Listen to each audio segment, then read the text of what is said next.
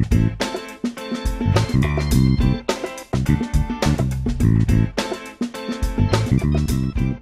folks, Reade here from cxPulp, and welcome to the very first cxPulp $40 pull list video.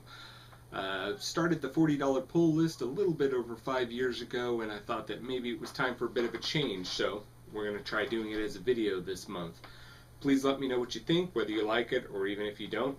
Please be gentle, and if we get a good response, we'll go ahead and do this again next month. Otherwise, we'll go back to the old column format. Since this is our very first video edition of the $40 pull list, I thought I'd start by going over what this column is and the rules that apply. Pull list, you all know what that is. You go into the comic book store, let them know what comics you want each and every month, and they pull it and stick it in your box, and it's all ready for you when you come into the store. Some comic fans, no problem dropping $100 and $200 each month on comics. If the shop owner drops a couple more into their box, thinking they might like them, well, that's not such a big deal. Other comic fans, however, have a limited budget, and this is supposed to kind of emulate that a little bit. Each month we have $40 worth of comics that we put on our list. At the end of the month, we go through each of them, see whether we like them or dislike them, and then at the end we decide whether they're going to stay on the list or whether they're going to get dropped. The first major rule is that each month I have to go into a comic book store and spend $40 of my own money on these comics. Occasionally I get review copies of comic books, and I wanted to make sure that this column was completely unbiased and that I wasn't necessarily pushing something that someone gave me for free. So, secondly, we have to add a brand new comic each and every month.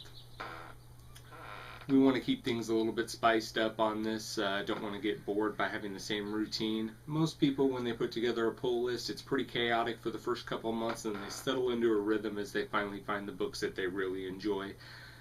If we had the same titles on the pull list for 5 years, you guys would be bored sick of this column by now. So, we're going to go ahead and add a brand new book every month, even if that means we're forced to drop something that we already enjoy. If we don't have the budget for it, we don't have the budget for it. The third rule is that a comic cannot be more than 2 months late. On a limited budget, we really don't have time to mess around with comics that say they're going to come out in March and then end up coming out in November for whatever reason. I still don't understand why comic companies do that. If the book can't come out every month, wait till it's finished. I digress a little bit. So if a book is more than 2 months late, it's immediately, automatically dropped from the list, and we move on to something new.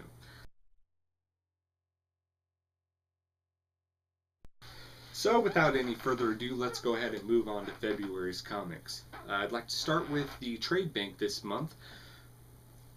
Basically what the trade bank is every month we put a couple of dollars aside to purchase a trade paperback that I happen to have my eye on. This month, kind of anticipating the release of the John Carter movie, we went ahead and selected John Carter, Princess of Mars, the comic adaptation from Edgar Rice Burroughs' series of pulp novels, the John Carter series. As you can see, it came in digest form. This came out at the beginning of the month, and it was on time. To start with, I think I have to recommend this to anybody who isn't familiar with John Carter. It'd be much better if you went back and read the original novels to start with.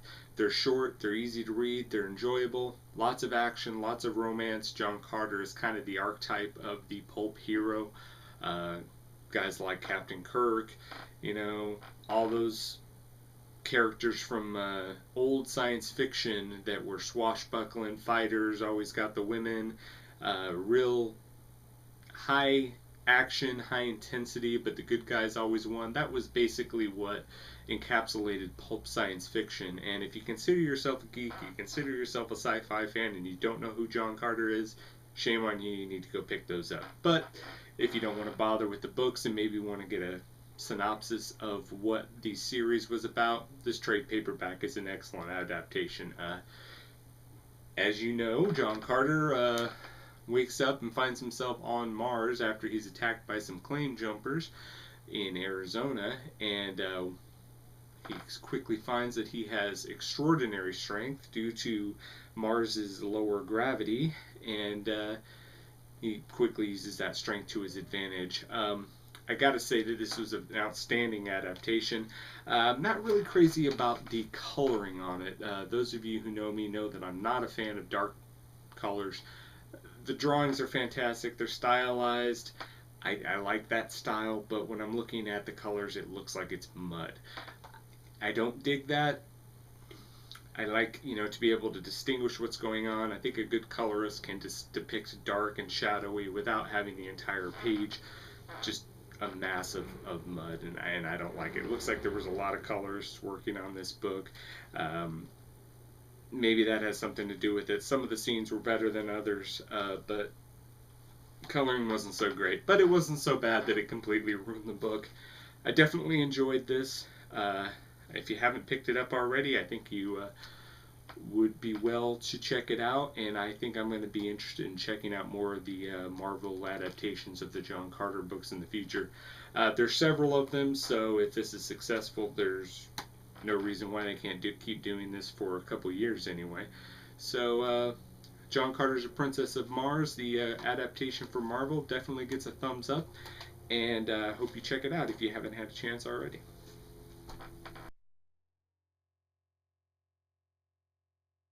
Okay, on to our first comic issue this month. We're going to start with The Defenders, which was due out on February 1st, and it also came out on time. This is Defenders number 3. It's basically the climax of this first arc when the Defenders are in the depths of Wundagore Mountain trying to stop Null the Worldbreaker from destroying the Concordance engine, and also trying to stop Prester John and his new men from using the Concordance engine to travel into a new universe, presumably destroying the whole world in the process. It was a lot of action. The story seemed a little, it's an action book, so what do you expect? It's basically an excuse for all these powerful people to get together and fight and see what happens. It was fun. Little lighter on the character side this month. I'm really surprised. I'm enjoying Betty Ross here. I'm not a fan of Red Hulk's, but she seems to be the most interesting character outside of Fraction's unusual take on Doctor Strange, which we really didn't see a whole lot of this month. At the end of the issue, he seems to want to steal the Concordance engine. Obviously, that's set up for the next storyline, but action was high, lots of fighting, some weird reality shift there at the end. I don't know if those costumes or changes are going to stick or whether they're just transitional. I guess, you hit the Concordance engine and reality shifts. So we'll see what happens on the next issue. Overall, I like this. The characters are, for the most part, the rest of the team's a little flat. Silver Surfer's his generic, kind of whiny self.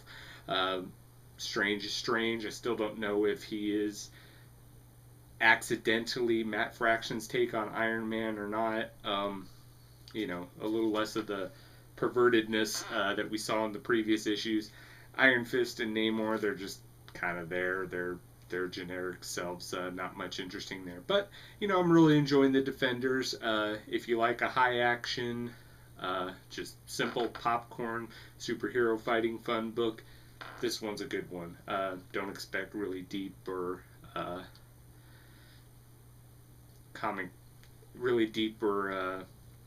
intellectual comic storytelling. It's just a solid action book, and nothing wrong with that in comics. So this issue I'm going to give a thumbs up. We're going to check out issue 4 next month. So you should enjoy it if that's your wheelhouse there.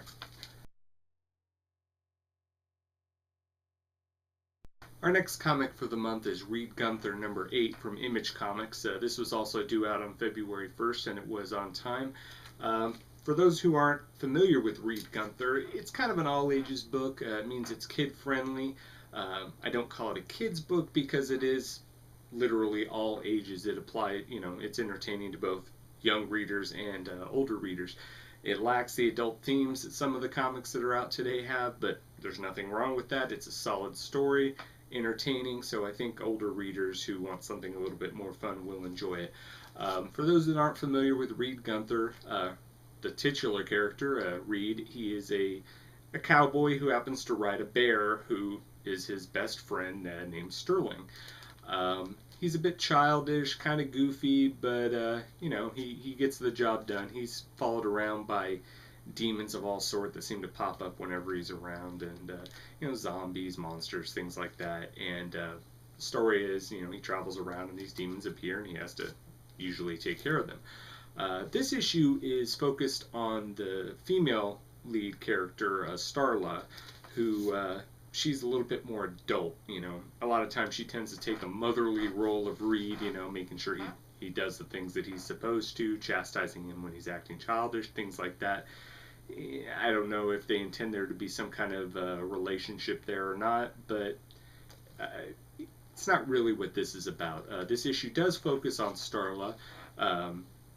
The issue opens up in a bar where she is beating men left and right at arm wrestling, a little psychological warfare by pretending that she beat Sterling, a bear, in arm wrestling, which psychs some of these guys out. But they make a little bit of money in the bar betting on arm wrestling, and she kicks a little of that over to Reade, and he takes off. And while she's in town, she notices some of the ladies in the town and their dresses and their frillies, and has a bit of an identity crisis, especially after they mistake her for a man. She ends up going into the dress shop, trying on a couple of things when Sterling and Reade find her, and Reade is just cracking up, laughing at the idea of her in a dress, which makes her upset. So she knocks him out and buries him neck deep up in outside of town. She refuses to dig him out, and that's when we find out that she buried him in an ancient ceremonial graveyard. So of course the zombies come, and Reade is trapped underground, and Starla doesn't want to help him at all because she's still offended by what he said. So you get a little bit of action at the end. It's a good character moment for her. Reade, in his simplistic way, kind of really gave a good definition of what a lady is, which kind of turns her and makes her agree to help him out and get him out of there so they can stop the zombies from sacrificing him. As he puts it, a lady isn't somebody who wears frilly things. A lady is someone who steps up and helps her friends, regardless of what's going on, isn't afraid to get a little bit of dirty to help the people that she cares about. I liked the story. It's a typical one-shot story of Reade Gunther. Nothing too deep, but it's got some great character moments. It's a great showcase of Starla, who we really haven't gotten a lot of up into the series. She's been there, she's had some good moments, but why she is the way she is in an Old West world where the ladies are all in frilly dresses, she's not your typical gunslinger heroine from a Western comic. She's just very masculine in the way she dresses and how she chooses to conduct herself. So we kind of get an idea of what's going through her mind when she does what she does. There's a little bit of a backup story, again focusing on the same thing. It's very short. There's some great art in it. It's not the usual artist, Chris Houghton, but it's a solid couple page backup story that once again highlights how the Starla really is the more adult and occasionally the more manly of the two. So another great issue of Reade Gunther. I'm definitely enjoying this series. I'm glad that it's ongoing right now, and if you like a good simple Western that's friendly for kids and not too heavy on the adult or dark or depressing themes, you might like checking this one out. So thumbs up for Reade Gunther number 8.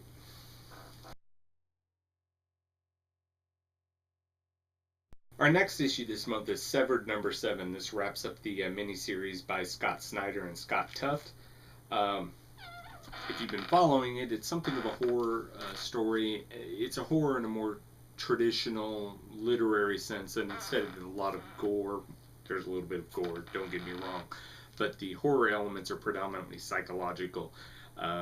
It's the monster in the corner, the guy that, there's something lurking, but the hero doesn't know it's there, which adds the element of suspense. We're at the climax here, so that's kind of out the window. Jack is trapped in the cabin with the salesman. We finally see how he lost his arm. We get all kinds of resolution, going all the way back to the first issue in the little note that he received in the mail as an old man that kind of gave him pause. You know, we see him in the cabin, we see him lose his arm. Jack's mother shows up looking for him. As if you recall, he ran away, and so she gets drugged, and Jack is forced to break free and fight the salesman one-on-one to try to save his mother and escape with both their lives. You know, obviously he succeeds, but the resolution, we go back to him in the present as an old man. He's told us this story through his own recollection, and he gets the sense that the salesman isn't really gone and he's back. But that's it. The story ends. You don't know if the salesman's really back, whether this guy's paranoid, and that really kind of, I liked that. Usually I like stories to resolve a little bit more cleanly. This isn't leaving something open necessarily for another installment, which is also great. It's just a good horror story. You don't know what's going to happen. The salesman could be lurking around the corner. He could attack Jack. He could attack his family. We don't know. It doesn't matter. That's just the point of the story, to give you a little bit of that paranoia, that, you know, anticipation of what might happen.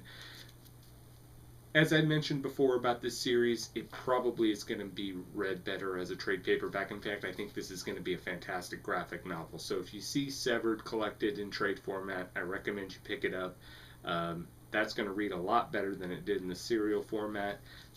Obviously, in comics today, serial storytelling tends to sell a little bit better off the bat than the graphic novel, so that's why comics split up good graphic novel stories and put them out a month at a time. You know, it's not ideal, but you know what? If that's what gets it published, that's fine with me. So, Severed number 7 and the series as a whole, good thumbs up. Another great work by Scott Snyder. You may remember him from Gates of Gotham, which I thought really highly of before, and he's currently on Batman. So if you aren't familiar with this work and only know him from his DC work on Batman, strongly recommend you check out Severed, especially if it comes out in trade paperback. So big thumbs up for Severed all the way through this issue and the series as a whole.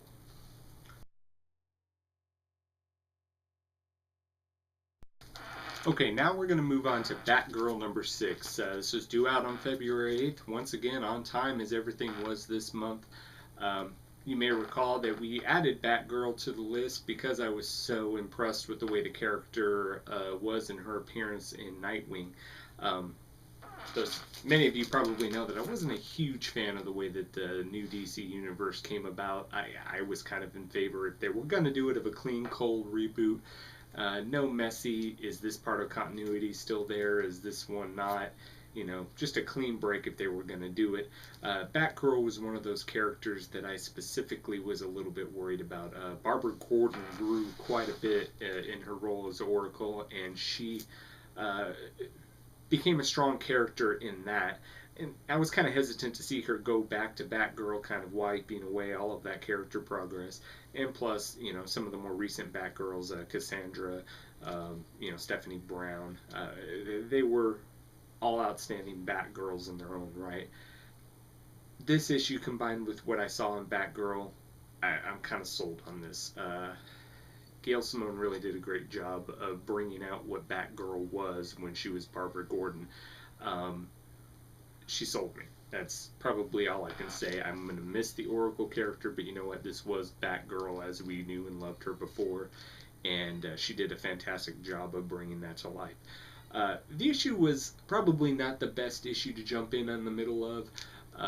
It seems to be right in the middle of a story, but again, to Simone's credit, she did a great job of making it accessible. So I didn't have any problems following what was going on, even though it was right in the middle of the action. The actions of everybody involved, from Gretel to Batman to Batgirl, they all made sense. She was explaining enough of what was going on without being too simplistic for those who've been following from day one. A note on the art. I mentioned earlier that I wasn't a fan of dark coloring for, you know, shadowy night scenes and things like that. This issue is a really good example of how I like to see it to be done. It's dark, but the reader can see what is going on. There's enough brightness on the page, highlights, things of that nature, so that you understand, you don't have to strain to see what's going on the page. It's not all one solid, dark, muddy palette. There's enough light there so that you don't have to struggle to see what's going on panel. This is how dark coloring should be done. Just an example that it's possible. I really like this. It's a great showcase of Batgirl the way that she once was, her struggling for acceptance from Batman or Bruce Wayne, or however she's looking for. She's young, she's not as serious as Oracle was. All in all, a great Batgirl story, very old school. I like it. I'm going to keep reading this series. I'm glad I gave it a shot despite my misgivings. So big thumbs up for Batgirl number 6, and we'll definitely be seeing more of that on the list as the months go on.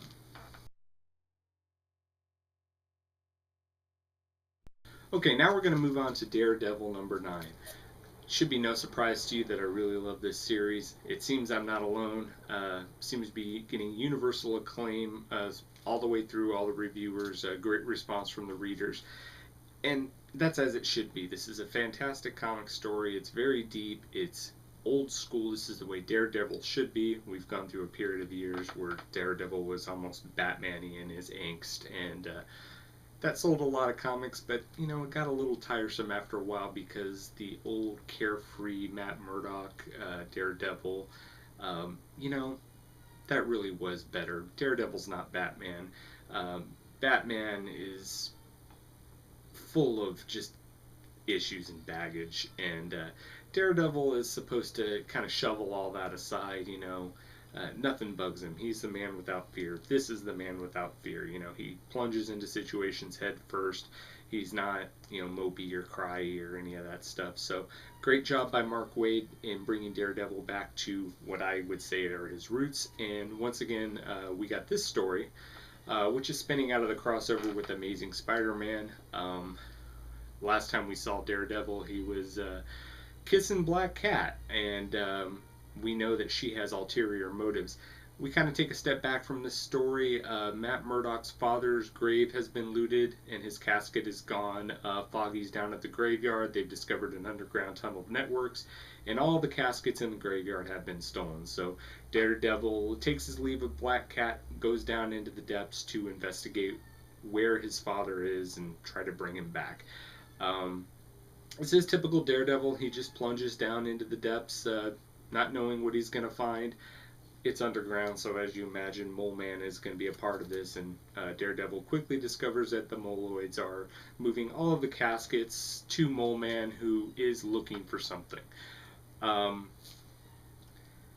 Meanwhile, you got Black Cat, who, as we know from some of the bits from last issue, has actually been hired to steal something from Daredevil. It's a Fantastic Four storage device that presumably has some data incriminating to a lot of different heroes and things like that all the different criminal organizations want really bad.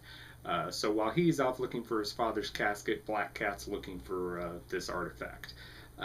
The story's great. It's kind of a standalone, but it kind of sits, flows very well with the ongoing story. Daredevil, he's underground. You'd think he'd be ideal in that environment because he doesn't see, but various things happen as the story goes on, and he seems to lose a sense at a time, sometimes on purpose, sometimes accidentally, and Mole Man actually gets the better of him. So we have the cliffhanger, hero in danger, right at the end of the story, as Mole Man appears to have found who he's looking for. Another fantastic story. Great use of Matt Murdock's sonar vision kind of ability as he checks out what's going on underground, what he sees and what he doesn't see because of his limitations. This really is one of the best books on the market right now. If you're not reading Daredevil, you really should be. Fantastic through and through. Once again, another thumbs up for Daredevil number 9, and we will definitely be checking that out next month.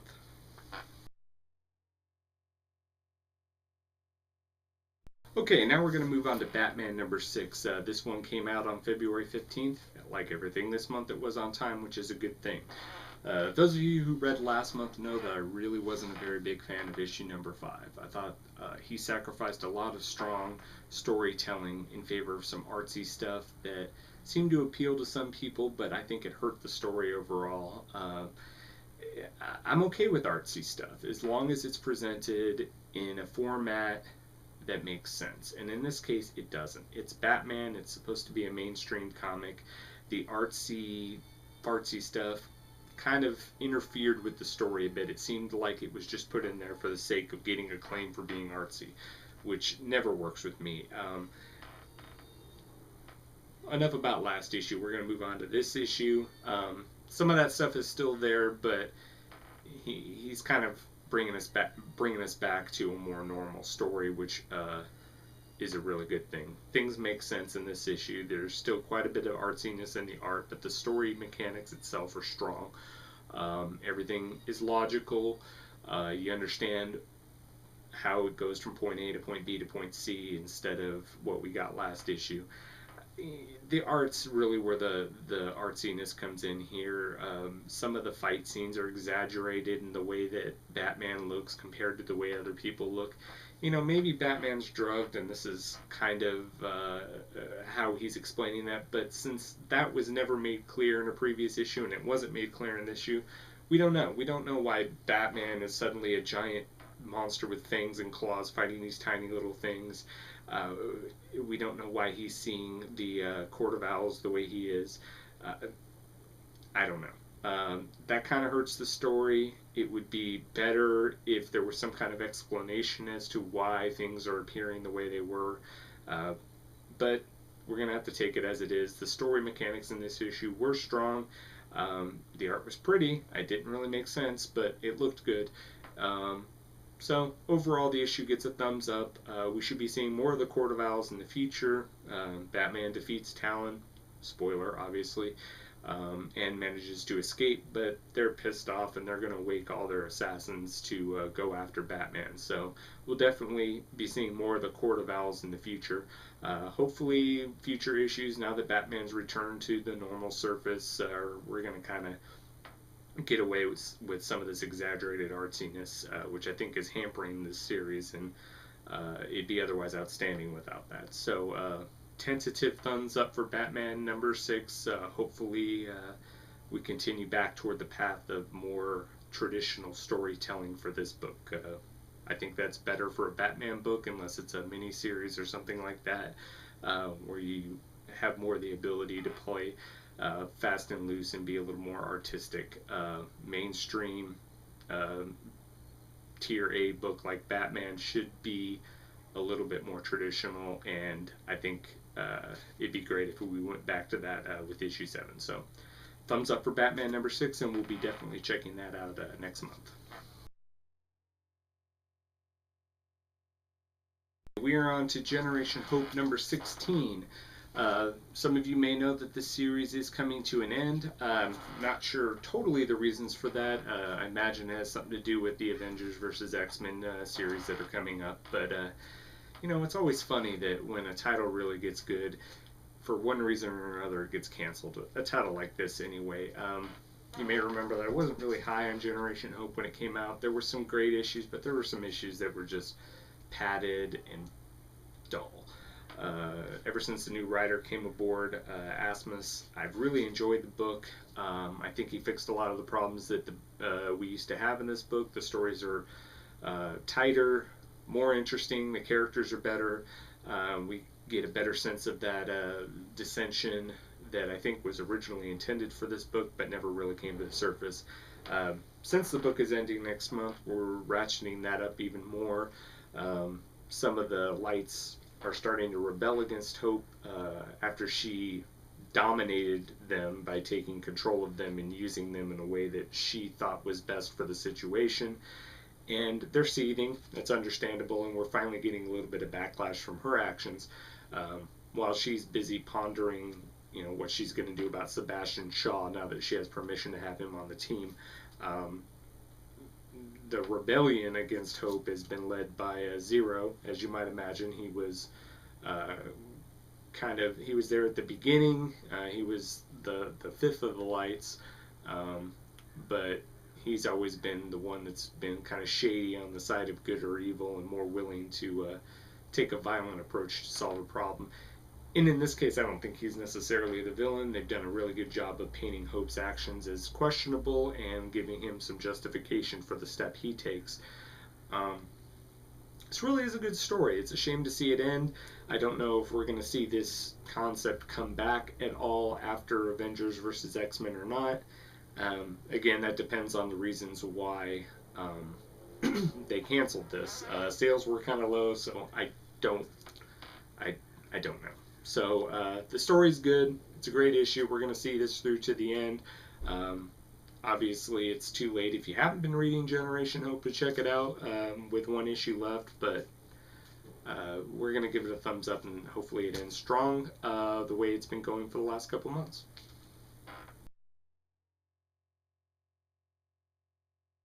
On to Blue Beetle number 6. This one also came out on the 15th, also on time. This is where Jamie has to battle Paco, who a couple issues back, Jamie stabbed him. Well, more accurately, the Scarab stabbed him because Paco saw that Jamie was the Blue Beetle, or this Reach operative. Blue Beetle forced the Scarab to heal Paco's injuries, but in the process he implanted some kind of probe in him to do this. The probe recognized that the Scarab didn't have control of Jamie, and is initiated this countermeasure to subdue the Scarab and repair him so that he can fulfill his mission of disabling the Earth's defenses so that the Reach can come in and conquer it, which leads to a big fight between Paco and the Blue Beetle. I kind of liked this issue. I wasn't a big fan of doing this kind of radical change to Paco because the supporting cast was really one of the better things about Blue Beetle before the reboot, and only 6 issues into this could potentially do a lot of damage to that dynamic that existed before that we really haven't seen in this series. On the whole, though, it turned out to be a pretty decent issue. We're going off in a different direction. Jamie's obviously going to be successful to an extent, but in order to subdue the countermeasure, he has to do some things which are really going to damage his relationship to both Brenda and Paco. And at the end of the series, he takes off, presumably to New York, judging by the recap of what's going to happen, or the preview of what's going to happen next month. So I don't know if this is going to be good or not. That's probably a good thing. You don't know what's going to happen. This is obviously not the old series, but it shares a lot of elements that we had before. It's at the same time better and worse than the way we were introduced to Jamie last time, which makes it its own story, which I think overall is a good thing. I am curious to see what happens next. This is obviously not our old Blue Beetle. Whether we're going to get that old status quo that we used to have or not, I don't know. But so far, thumbs up. The issue was good. I'm curious to see what happens next. This is definitely a different story, and if they're going to reboot it, they might as well make it a different story. So looking forward to Blue Beetle number 7 next month, and hope you are enjoying this one as well. Nightwing number 6. This also came out on the 15th. That was a pretty big week for the pull list this month. This one's kind of continuing Dick's story, trying to figure out why his name's in that book, why Psycho, the assassin, is trying to kill him.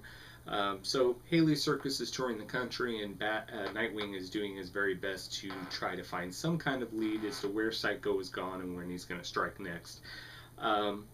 Turns out, though, as we kind of saw a little bit in the last issue, that his old friend Rhea appears to be involved somehow in the plot, and that seemed to come out of nowhere to me. But this issue, like the last one, really hasn't resolved why she's involved the way she is. It was kind of a surprise, but it was done in such a way that it really wasn't the big bombshell that it could have been. She just suddenly seemed to be involved with these people, and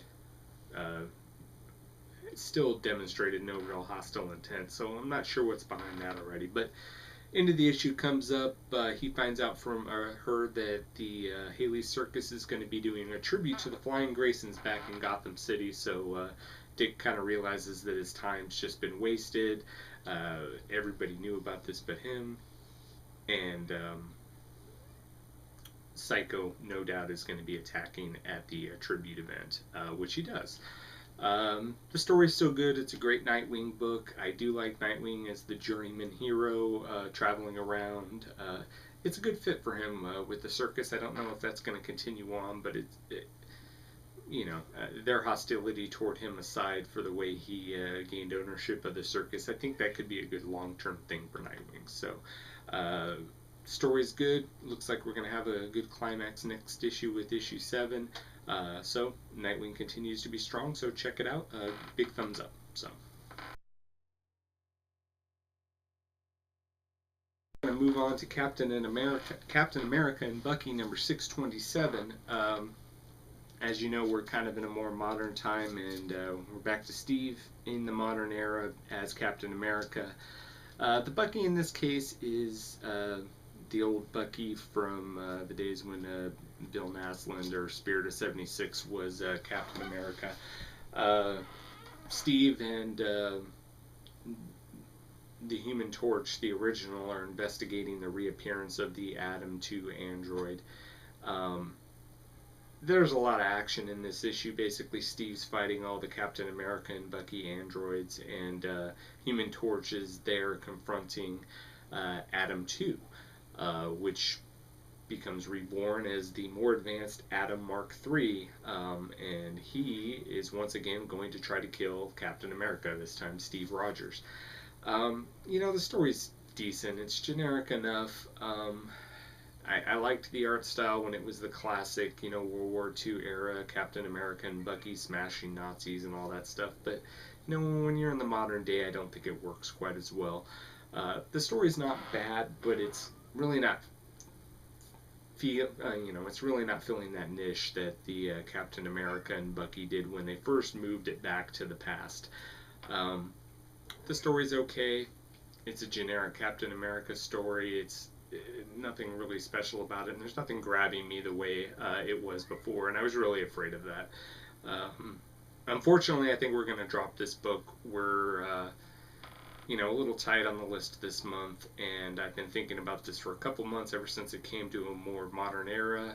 I'm not seeing that that's going to change anytime soon. It looks like we're back in the present for the long haul, and hence this book loses any charm that it once had. I still like Asmus's take on Captain America a little bit better than the way Ed Brubaker's been presenting him. This is a better Captain America, even though Brubaker's kind of involved with the overall story concept. Asmus's story is better. But again, it's just another modern day Captain America.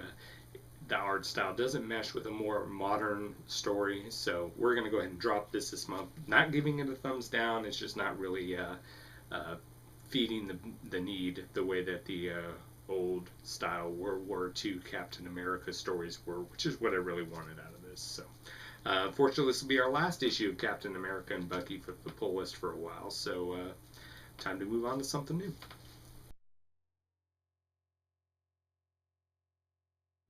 Okay, our final issue this month is the Six Gun issue number 19. This one also came out on the 22nd this month. It was on time. If you've been reading the columns prior, I'm a big fan of the Six Gun. We first picked this up actually as a trade bank collection. It was fantastic. A couple months later, we finally added the ongoing series on the list. It's another Western story. Little bit of a mystic element involved where there's these six guns that have different supernatural or demonic powers that bind themselves to the person that's carrying them. So if somebody wants to get the gun, they have to kill the person who has it and take it for themselves. This story is dealing with the group of Knights of Solomon who have for centuries have been trying to acquire these weapons in whatever form they happen to be in. Now they're pistols because it's in the Old West, but they've implied that they were swords before and things like that. And they've captured Drake Sinclair, and Becky is searching for him. They found some way of clouding themselves from the visions that Becky has by using the gun. So she's having a hard time tracking him down, and they obviously want to collect all the pistols.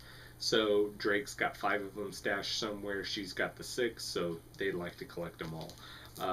Drake is kind of playing the almost the traitor role. He appears to used to belong to this organization, but betrayed them for one reason or another.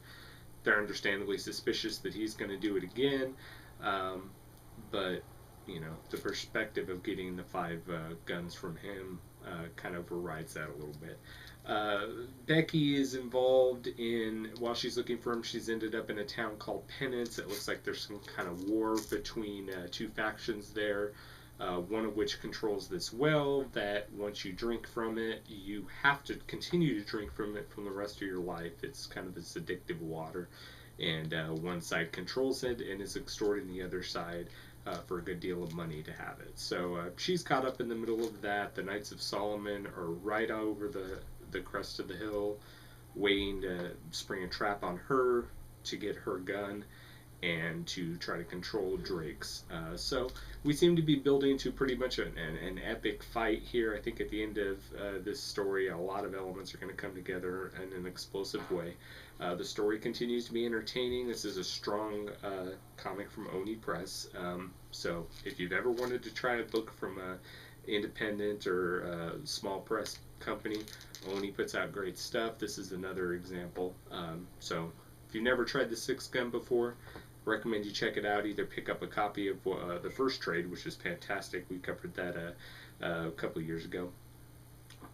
If not, just start picking up the issues. They're usually fairly accessible. When they're in between story arcs, they're a little rough, but we're getting right into a climax of a story here, so might be a good time to jump on. So big thumbs up for the 6 gun number 18.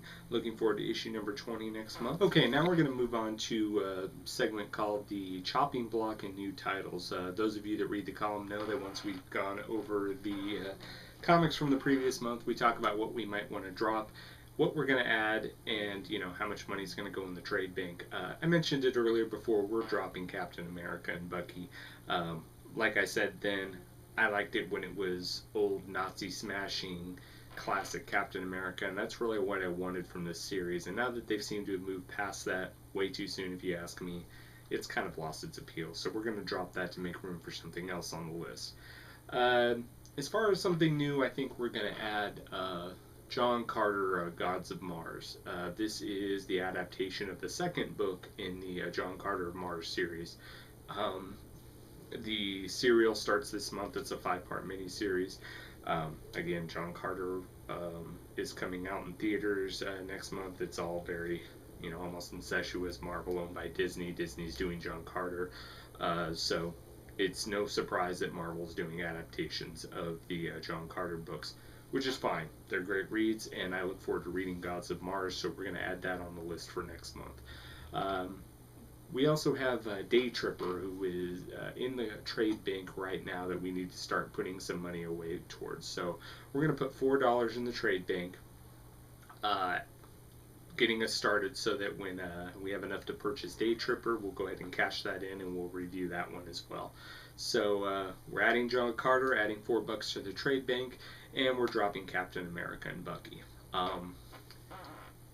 The math portion of the $40 pull list obviously isn't going to translate very well to video. So if you go ahead and check the entry out on cxPulp.com, in addition to this video, hopefully you're watching that there, you will see the math, the pull list for the next month, all the issues that are coming out, the ones that we've added, how much we're putting away for the following month. I didn't explain this before, but any amount of the $40 which we do not spend goes into the bank for next month's issues. So it gives us a little bit more flexibility when months are tight. So instead of $40, you might have $40.50. So that's all complicated, so we're just going to go ahead and put that in the post itself. So if you want to check out the math, go ahead and head over to cxPulp.com, look for a $40 pull list for March of 2012. I hope you enjoyed this very first $40 pull list video edition. Please leave some comments. You can subscribe to cxPulp's YouTube channel. You can post comments in the video itself, or you can head over to cxPulp, register, and let me know what you think about the column there. If you like the video format, please let me know. We will go ahead and try to do that again next month if we get a good response.